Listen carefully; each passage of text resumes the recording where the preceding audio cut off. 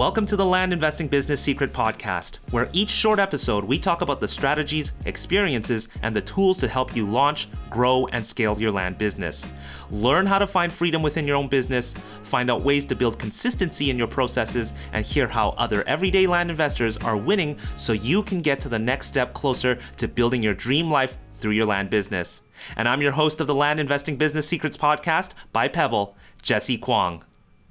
Hey, how's it going? It's Jesse here from the Land Investing Business Secret Podcast by Pebble. I've got a great guest here today with me. His name is Johnny Forgione. He is somebody that started with us early on, and he's got a really cool story as he not only does land, and he's totally in a completely different field of work as well. And it's really just interesting to see kind of the things that he has to do to sort of balance between the two. Not only that, he's got a really cool win with a property that he took on, and really out of his regular scope of properties that he deals with. So I'm really excited to share that with you guys on this episode here. At the same time, I do want to let you know this podcast is brought to you by Pebble. If you are looking for a system to systemize, to streamline, to centralize, to build processes for your team, to keep your team on the same page, make sure you check out Pebble. You can book a demo with me. It's a one-on-one demo. If you head over to pebblerei.com, there's a fat button on the top right that says book a demo. I'd love to chat with you, see if this is a great fit for you, because if you're going to take this business as a business, you do need a tool to help you systemize and scale this business. Anyways, I am excited for you guys to hear this episode here with Johnny. Enjoy. Hey, how's it going? I've got a special guest here. His name is Johnny Forgione. Johnny, how you doing? I'm doing great, Jesse. Thank you. No, thank you for coming on. Johnny was somebody who always stood out to me, and he is another fellow Canadian. Early on when we started REI Conversion, then we branded over to Pebble. I remember Johnny reaching out, and it was just really exciting. I tell Johnny, I still remember the moment. I was at a Starbucks, and it was like 6 a.m. my time, and we were like talking there, and I was like, Johnny's a really cool guy, I thought. And we ended up hitting it off, and look where we are now. A few years down later, it's time flies, and you've done so many amazing things. And I wanted to share your story, and I think a lot of people can relate to some of the things that you do. So first of all, Johnny, why don't you tell us how you got into land investing? So I was actually I was dealing with distressed assets. So I was buying mortgage notes. This was around, I would say, 2018. So I always I was always enamored by real estate. I always, was intrigued by it. And, being a personal trainer, a lot of my clients, a lot of them had either rental properties or they were investing in real estate. So it was always something that kind of interested me. And I had gone to I was part of a meetup group, and I remember one night they were having this meetup at a local real estate brokerage, and the guest speaker was a man named Nathan Turner. He goes by the Canadian Note Guy, and basically he was just explaining to us how he invests in distressed assets, in the U.S., right? Yeah. And we were all, okay, well, how does this work, from a Canadian perspective? How do we go about investing in this? And he explained all that. And so that was actually my first real dive into real estate. So I started buying a bunch of books and really got into that, got some investors on board, and started purchasing up basically mortgages in the second position.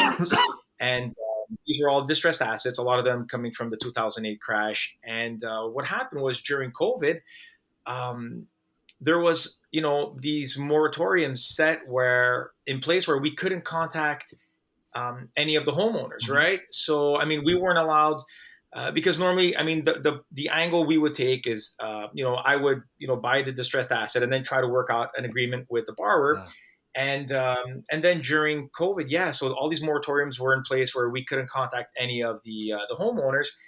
And I was actually listening to a podcast from somebody who's pretty big in the mortgage note space, Fuquan Bilal, and he had Mark Podolsky on, Ah, and and it was funny because it was just a random podcast I listened to. I just clicked on any episode, and he's on, and he's talking about land investing, and I'm like, hey, this sounds pretty interesting, yeah, right? I mean, it's real estate, and it's kind of like, and so from there, you know what, kind of like anything else, I'm pretty obsessive. So I started buying all kinds of books, and I bought anything available on the yeah, subject. And I signed up for one of the courses. I didn't do the whole flight school thing, but I sure. bought the toolkit. It was called. Anyways, so I got into that. And then I remember, going on Facebook.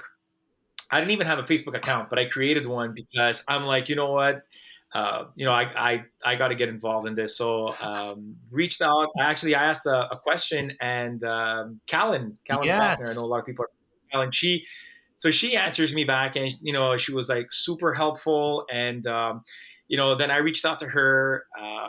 And she helped me a lot, right? I Yeah, took some coaching with Callan, and that's it. And then you know what? I found it so interesting, and and then Callan actually told me about you, and she's like, "Oh, reach out to Jesse, and he'll that's get you set awesome.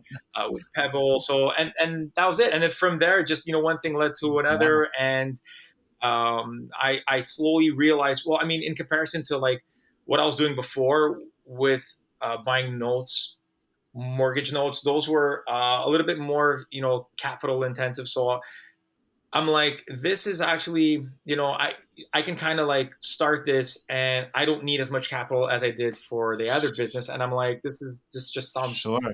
pretty interesting. Yeah. So, and that was And, it. and when you were getting started, and I think you're still doing this too right now, is you run another completely different business. You mentioned you're also a personal fitness trainer as well. You run a personal fitness business as well. Is that right?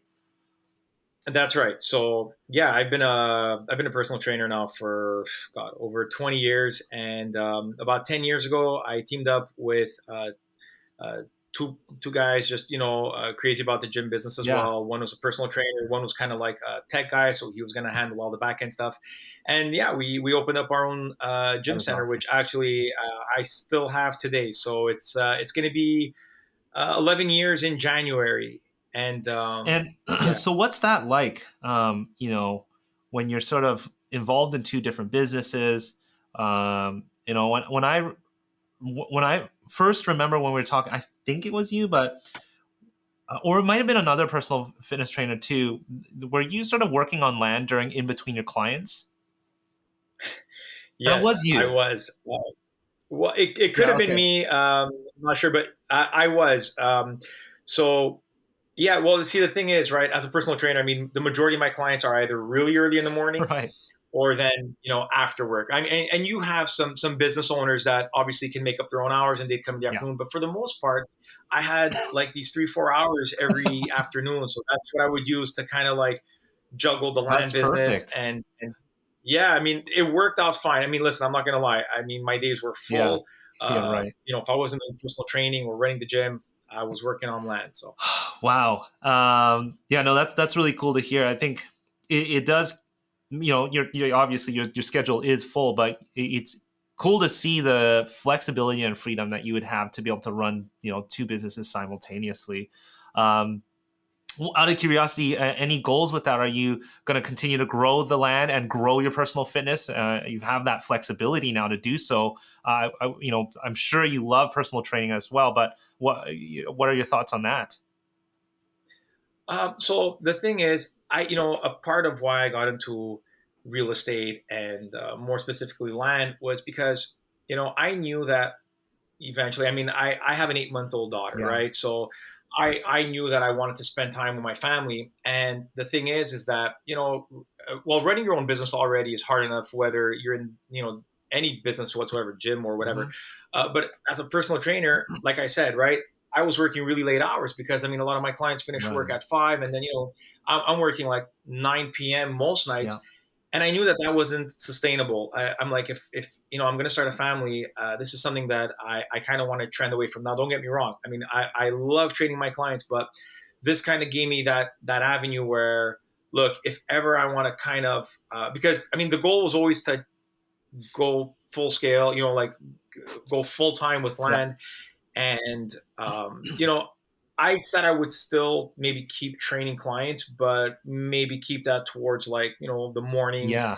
where I can go in for a couple hours, just because I mean, I love training And then people, that's the but thing, you have the freedom to make the options. Like you have, I think that the big key here and the big takeaway is you basically carved out an option for yourself, whether you want to scale back on a certain thing, and and you don't have to let it go. If you didn't want to, you could let it go. You could come back to it. It's just incredible to see that you've built in options now for sort of yeah, your lifestyle at this point. I mean, so that's really cool to see. And it's always something I kept in mind, like, oh wow, Johnny runs this like this he runs a personal fitness training business and land, and he's Canadian by Montreal. Like that's really really cool. So no, I always like that about you, and how humble you are about everything. But so let's fast forward to today now. I'd love to share with the audience a pretty cool deal that you've done recently. Our good common friend Travis, actually, he was the one who was like,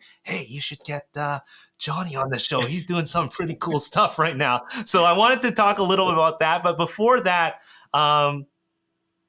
what's it been like? I want to dive back into your land business and your personal fitness training business. Like, what would you say is the big, obviously, than the other than the obvious? What else do you notice managing these two kind of businesses? What kind of differences do you see? so you mean what kind of differences you mean Like in terms between the of two? managing a business, like your land Oh, versus your personal training, and whatever it is, how do you feel about between the two in terms of managing the uh, businesses? yeah. So, okay. Well, the thing is that one is completely on I mean, a personal level, right? So, I mean, at the gym, I mean, everything I'm dealing with clients, and you're kind of interacting, sorry, with people there all the time, right? And there's a lot more. You know what? Um, when dealing, how can I put this? So, the thing is that at the gym you're kind of dealing with a lot of these like mini fires, right? Like you're Mm, you're kind of, as a business owner, I mean, people see like, oh yeah, it's cool, like you're just training people all day, and you run a gym and you get to train whenever. yeah, But it's a lot of dealing with like all the little fires, right? So I mean, you're dealing with either mischarged. I mean, you charge somebody 1 month when they've already canceled, yeah, and someone wants a refund, somebody wants to sign up but they never got their subscription, all these little things, right? yeah. And I find that with land, it's kind of, you could get it to a point where it's a little bit more automated.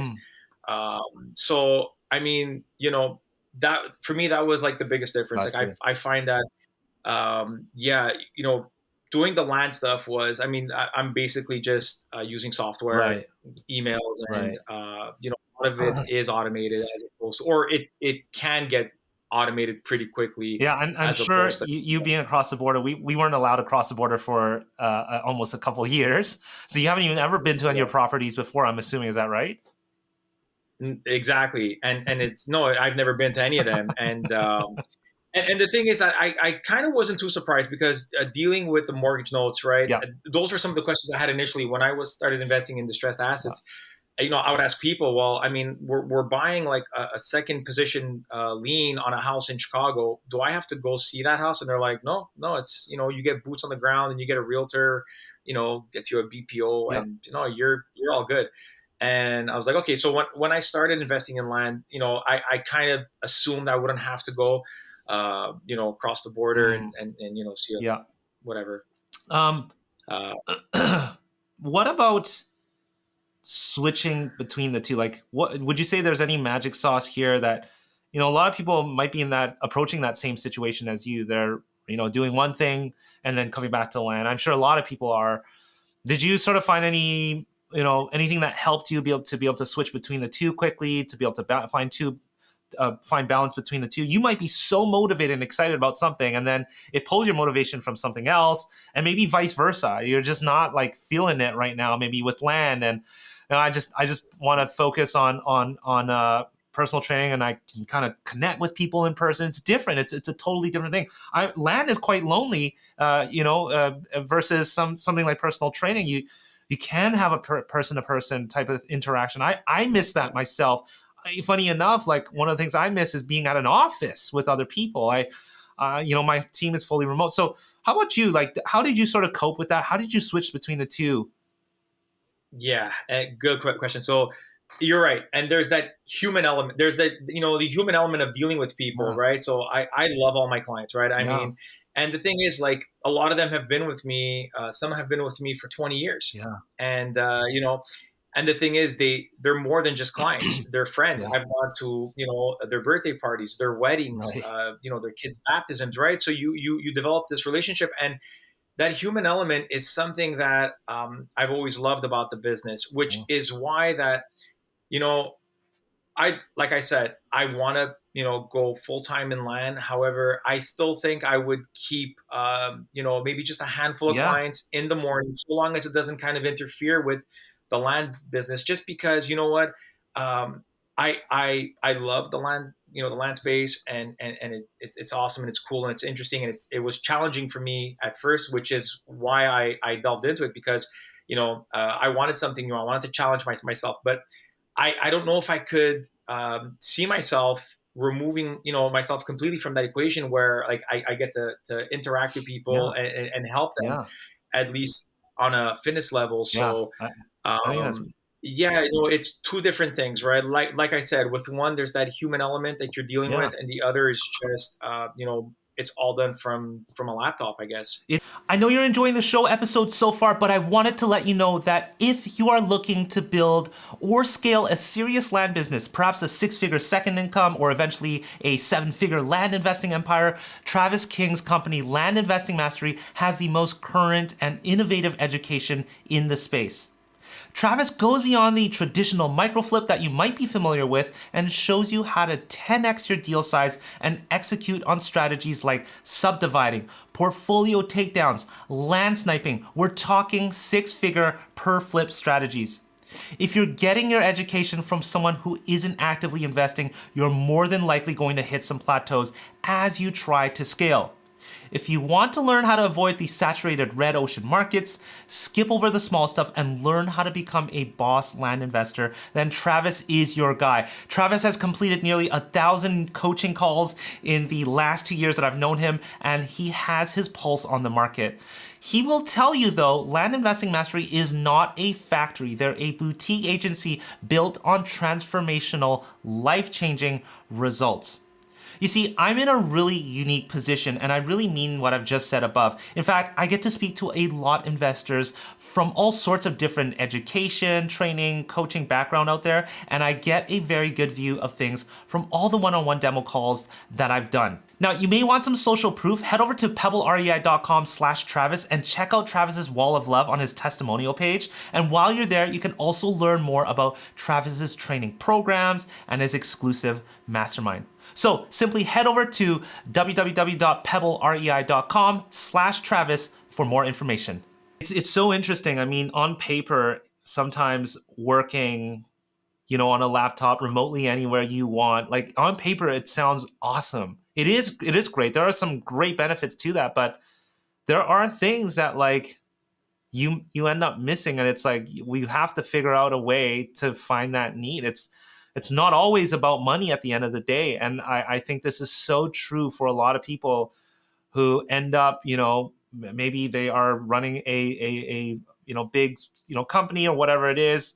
They can do it remotely, and then they get involved with a charity or a nonprofit as well because they want that sort of, there's sort of this need that they need fulfilled. So I think that's really cool, again, that you have that option to, you have two skill sets that you can easily jump between the two. I think that is super, super cool. Yeah. So let's talk about what happened over this summer. Let's talk a little bit on the land side of things. I know people listening here would be really curious. What kind of deals are you doing? I know that this past summer, something fell upon your plate that you're working on. Can you share with us this property that you picked up and what you had in mind to do with it? All right. So we're talking about the subdivision project, right? Yeah, That's, yeah. That's the one we want to pull out of ya. there you go. There you go. So yeah, so I had mailed out, and I get a call back from a sweet lady. She's like, look, she goes, you send me a letter regarding my dad's 3 acre lot, and I'm like, yeah, did you have any interest in selling it? She's like, yeah, he really wants to get you know rid of it, but he also has some other properties that maybe you might be interested in. And I'm like, well, sure. So she sends over all the information, and she had a 14-acre lot not too far away. Okay. And so basically, with the 3 acre lot, she's like, look, she goes, make me an offer for both, or make my dad an offer for Yeah. both, and we'll see. So offer was good. We offered, I think it was 75 on both. And what was the total in acreage? So one was a 3 acre lot, and the other one was a tad over 14 acres. I believe it was 14.6 acres. Okay. And were they near each And other by any chance, or they're not? well, they were in the same county. I don't know how far Okay. they were Okay. from each other. They were both in Pinal County, Okay. and yeah. So at the time, I had, and this was like not too long after I started working with Travis, Yeah. right? And so I bring it up to Travis, and he's like, "Hey, this would make like a really great subdivide project." Yeah. And I'm like, "All right." So the property was basically, like I said, a little over 14 Yeah. acres, and it was a corner lot, right? So you had like frontage on two sides. Yeah. There was some development around it, and Had you done any we subdivisions up until this point? oh man, I hadn't done anything. And how were you? I So mean, you must have felt a little bit nervous. Oh, subdividing, like this. Oh gosh, how much time is oh this my going to god. cost me? How much money and how complex? I'm sure these thoughts went through your head. Jesse, I hadn't bought a single lot, okay, before working with Travis. So I remember, so I reached out to Travis, and I remember I had like a 15-minute free call, Yeah. and we spoke for over like 30 minutes, and I'm like, okay, I go, I got to start working with this guy, and so I started work, and I hadn't bought anything, and I started working with Travis, and literally I say, like, I think off my first direct mail campaign, I got back like 7 signed purchase agreements. Right now, these were all for smaller Yeah. lots, and I'm like, oh my god, I'm like, this is unbelievable, Yeah. right? And the thing is, I hadn't even had time to kind of like start marketing and selling those small. And these were all like between 1 and 3 acres, and then all of a sudden, I get this subdivide project, and I'm like, oh my god, I go, am I ready for this? I mean, Zero to a I hundred. like a newbie. It was about a year, maybe a little under a year that I was doing Yeah. this, and here I am, maybe about a month or two removed from like getting these signed Yeah. agreements, and now there's a statewide project, and but Travis is great. He helped me out, and he's like, okay, look, so basically, we reached out to a Yeah. realtor, and and he just kind of gave us the numbers, and he's like, look, I think that lot there, we picked it up for I mean, we bought the two of them for 75, but that one there I think was 50. And he's like, you can sell it as a 14 acre and get about 130, or you can subdivide it, and all 5 parcels sell. I mean, the way we had divided them, I think, and initially we wanted a 5 acre, I think a 4 1/4, Yeah. and then I think 2 1 1/4 acre lots, Yeah. and then one more, I think, which would have been like a 2 acre lot if my memory serves me right. But anyways, I think the final number, if we subdivided them all, was close to $230,000. So I mean, we were foreseeing about 100,000 of appreciation on this, and you know, now keep in mind, right? Like, I mean, here I am. I mean, I got like 7 purchase agreements on like 1 acre lots, and then I see these numbers, and I'm like, oh my god. And yeah, so then we reached out to Mike Marshall Yes. Yeah. Yeah. He's from been on the the show before. Yeah. group. That's right, and he's great, right, with entitlements and improving the value of your lot. So we reached out to Mike, Yeah. and we just basically, I mean, he explained us the process of how it would work, Yeah. right? So we basically submitted an application to the county, and then they review it. And if everything goes good, I think they give us 30 days to make sure that everything's okay. Once they approve, then we can go ahead and start Right. getting the project done away. So And yeah, so coming from somebody who hasn't been like crazily active to suddenly like subdividing, like you're thrown this, what kind of thoughts went through your mind? Not only that, but what surprises took you? What things took you by surprise? Because I'm sure Travis and Mike have prepped you about certain things. But was there anything that surprised you, even internally? Was there any sort of dialogue that surprised you about doing a subdivider or a force appreciation like that? yeah, for sure. So, okay, well, first of all, I mean, like I said, this is still new to me, Yeah, right? So a lot of the verbiage and the terminology, I had to get myself familiar with, yeah, how the county works, right? And how all this stuff works. And you're sending it to the planning yeah, department, and you can't. I mean, this is again all very new to me. I've never been to this kind of stuff before, yeah, so I was like, okay. So I mean, you know, that was kind of like a challenge. I mean, yeah, just trying to understand, because you know when Mike would explain it to us, and he'd be like, okay, so this is what we do. We got to do A, B, C, and D, right? But yeah. I mean, nothing is ever that simple, right? Right. And sure enough, the county would come back, and there, like, I remember there was an issue with the way our properties were mapped out, Mm, right? They weren't uniform. So then the county came back and said, well, listen, like, you're kind of like the way it was surveyed wasn't even or uniform. So they had us redo that, mm, and that was like a little cog in the wheel. And then you're kind of learning how to navigate around those waters. And okay, well, what can we do now, right? right. So and obviously I knew the process was going to be long. Like, I mean, I think we started in Yeah. April, and I think by the time we were done, ready to market, was kind of like Okay. September. Yeah. So so the whole process took that, whatever, 4 months. 4 to Yeah. 5 months, or whatever Yeah. it was. Yeah. um, Cool. but yeah, I mean, so again, I'm open to challenges. I kind of knew that nothing is ever, I mean, if something is worth it, there's always going to be, you know, there's always going to be obstacles in the way. So I was just like, listen, let me just embrace it. And, I love that. whatever it is, I won't freak out. And I have help, Yeah. between Mike and Travis. So Well, one of the things we're good. like people don't understand as Canadians, I tell them like when I first got started in land, like never mind some of these complex language like words, like I didn't even know what a county was when I first started land. People, what is a county? Is that what, like I think about movies? Is that like an office where police would sit, like a sheriff sits in the county? Like what's a county? I had no idea what a county was when I first started. So So I remember, no, no, and you're right. And yeah, I kind of skipped all that part, because the thing is, when I got into this, you're 100% correct. I was like, okay, what do you mean? Yeah, exactly that, right? Like, county. Okay, what's the difference? Like, okay, what's a county to us? I mean, yeah, I thought there was states and yeah, cities, yeah, right? So exactly. And what do you mean yeah. pull data? You can get data about stuff, like Oh, look, let's not even go yeah, there. I right. mean, So you, and, and like, another thing was, and I forgot to mention this earlier, but I remember when I had taken, like, that first course, they were talking about, buying properties at auctions, yeah, right? So here I am, and I'm taking, and I finished the course, and I'm like, okay, so this is where we're at. Like, we got to go to yeah, auctions, buy properties, and I'm like, or call the county yeah, and get these delinquent, tax rolls, yeah.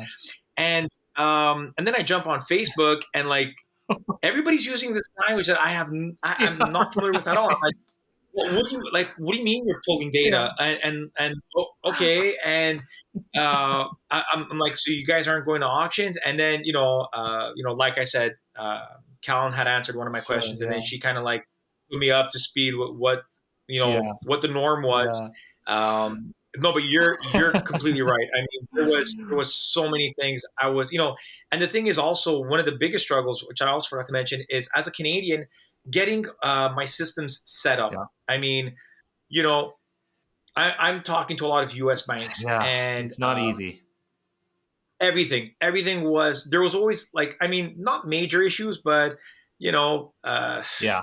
anywhere from, like, getting tax ID numbers Yes. and social Yeah. security numbers, and I'm like, I'm Canadian. How does it go? Yeah. How does it work for us? And they're like, oh, hold on, we'll transfer you to the next. I'm like, all right.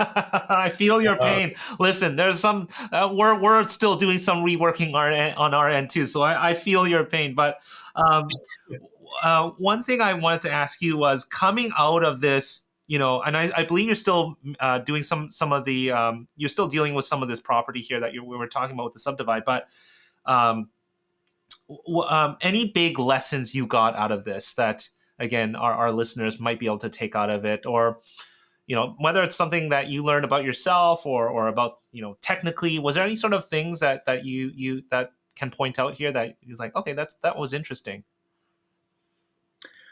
you know what? Yeah, there's okay. So one thing I learned is that there's a lot of different facets to this business, right? It's not like when I started, I thought it was just okay. You buy 1 acre lots and you sell them, for whatever 3 to 4 times what you pay them, and then yeah, you know what? I kind of when I started this project, I kind of realized how much there was that I needed to know. Mm.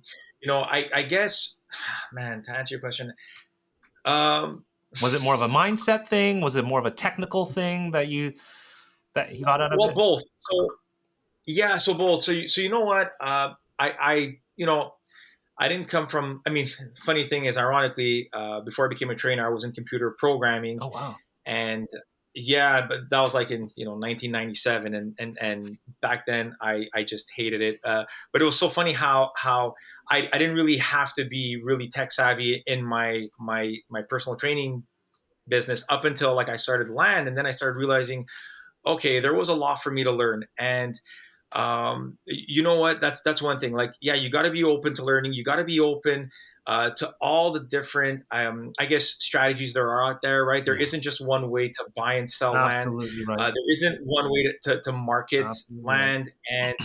And you also almost can't be fixated on that, that one thing that kind of got you there, Yeah, right? Because that one thing that got you there, isn't gonna propel your business to the next yeah, level if you stay there, right? So there was just this. Okay, I would hear about something else, some different way of marketing, some different way of pulling yeah, data, some different way of finding comps, and it's like, okay, I got to learn this yeah, now. And that's the thing, right? yeah, Like there's it's you want to try to kind of learn as much as you can. And if there's one thing that like I tell my trainers, my employees too, right, is that never stop learning, yeah, right? So I mean, always invest in yourself, yeah. invest in I education. love that. Everybody's got something to offer. So And that I've bought. that Sorry, go. that was one thing I wanted to bring up here is that I recognize that you really embraced learning. I mean, you mentioned you heard about Mark Podolsky, and then you met Callan, and then you ran into us, and then you met Travis. Like, and you've embraced each one of these. You took what you needed to take out of it and made it your own, and you're still navigating. And I think that truly is what an entrepreneur is what a founder is. Somebody who's resourceful and able to take in information and make it work for themselves. So um, I think a lot of people in this space end up thinking, you know, I come out of one education platform. There's only one way to do it, and I think you couldn't say it any better. Like you said it, like there's just so many ways, different ways you can approach this entire business model, and that's just part of the fun. I feel like so it's really cool to see again the journey that you've taken with, you know, coming in across so many of these other people as well. So um, thank you for sharing that.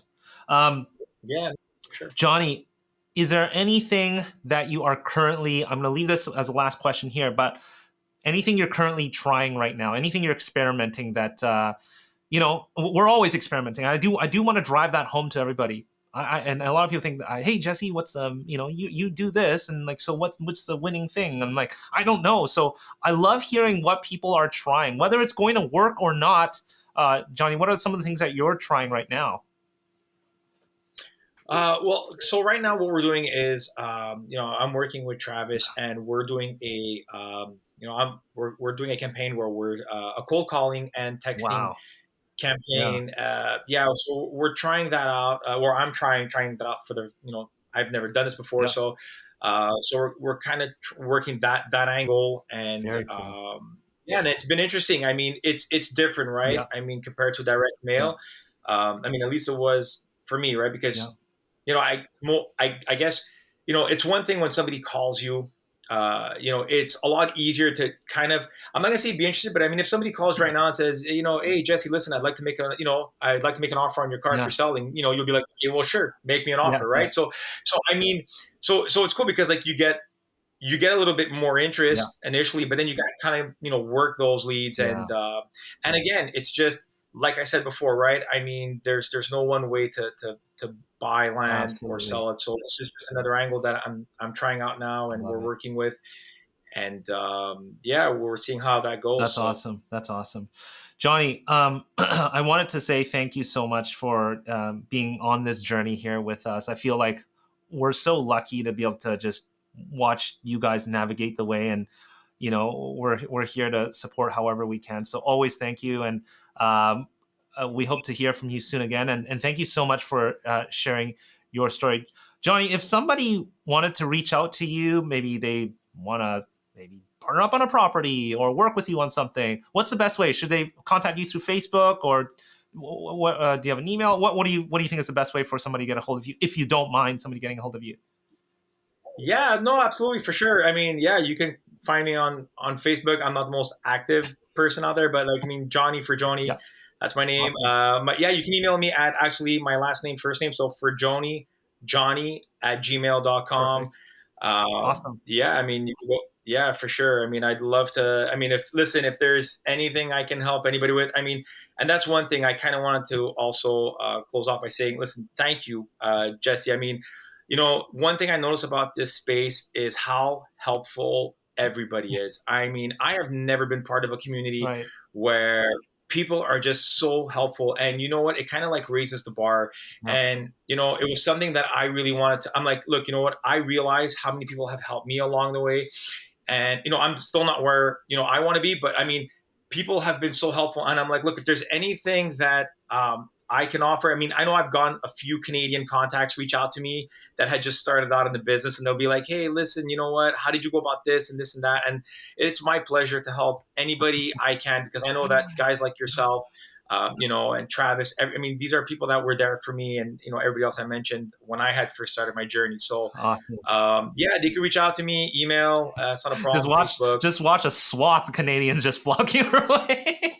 Hey, not a problem. Like I said, my afternoons are always free. So Awesome, Johnny. Hey, thank you once again for coming on to our podcast here, and we'll stay in touch with you. But thanks again for sharing your story, Johnny. no problem. All right. Anytime, Jesse. See ya.